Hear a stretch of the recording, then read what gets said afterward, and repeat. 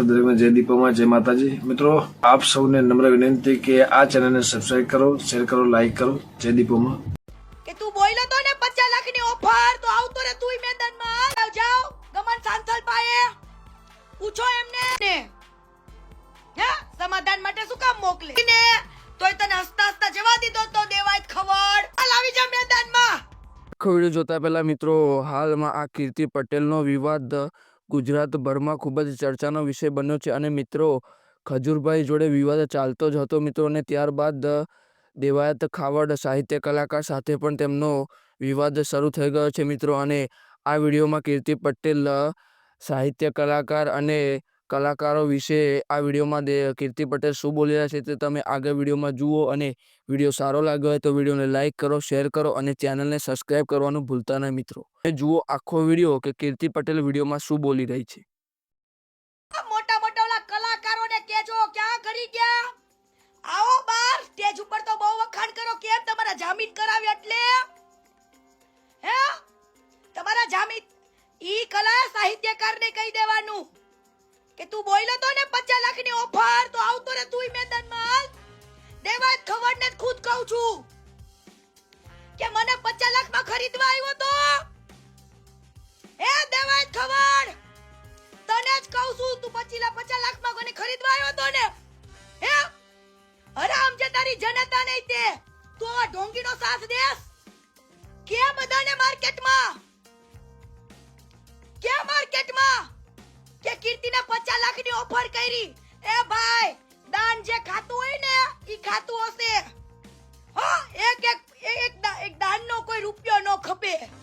કોઈને નો પચે હરામીના પેટ ના પૈસાની ભૂખી છું અને મીડિયા વાળા જાઓ ગમન સાંથલ પાએ પૂછો એમને હે હાલી છૂટા છો કેવા માટે કે તને થોડા કોઈ કલાકારો ફોન કરે તને થોડા કોઈ આમ કરે લઈ આય જાવ તમારા ભગવાનને બેવડાવ મારી સામે તમારા ભગવાનને એમ કહો કે એવું બોલી દે કે મને કોઈ પટેલ સમાજે કે કોઈ જૈન સમાજે મને કોઈ ફંડ આપ્યું જ નથી મેં મારા વાઈપરા આવું બોલ દે અરે ભલા માણા કોકે આટલું ફંડ આપ્યું હોય અને તમને એવું બોલવામાં શરમ આવે ન્યૂઝ વાળાને કહી દેવાનું તમે બધાની આણો છો તો આનું કેમ નહીં માંગો હિસાબ। અત્યારે બધી મીડિયા એટલે ચૂપ છે કે બધું ખરીદાઈ ગયું છે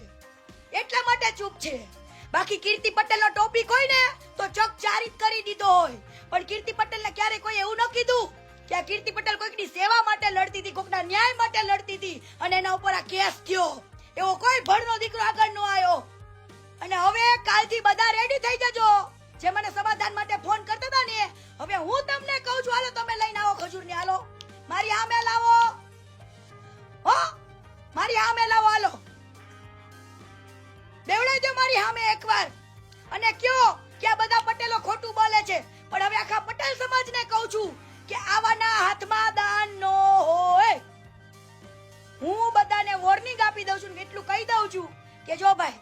ખજૂરભાઈને કોઈ જ દાનની જરૂર નથી એ બિચારા માંગતા જ નથી કોઈની પાસે લેતા નથી બરાબર ઈ એમ કે છે હું ફંડ ફાડો તો કોઈની પાસે માંગુય નહીં ઉઘરાવું નહીં લવાય નહીં બરાબર હા કોકને સિમેન્ટની થેલી આપવી હોય કરવું હોય તો એ તો વાંધો નહીં બરાબર આવું બોલે છે ને તો એમને કોઈ જ ફંડ જોતું નથી ઈ ખૂબ જ ગરીબોની વેદના સાથે રહીમાં છે એને ખોટા એને ઉમીદો આપી છે કે અમે તમારું આખા જિંદગીનું સાચવશું કરિયાણું ભરશું પણ પૂછ્યું છે કોક દી ફોન કરીને તમારે શું જરૂર છે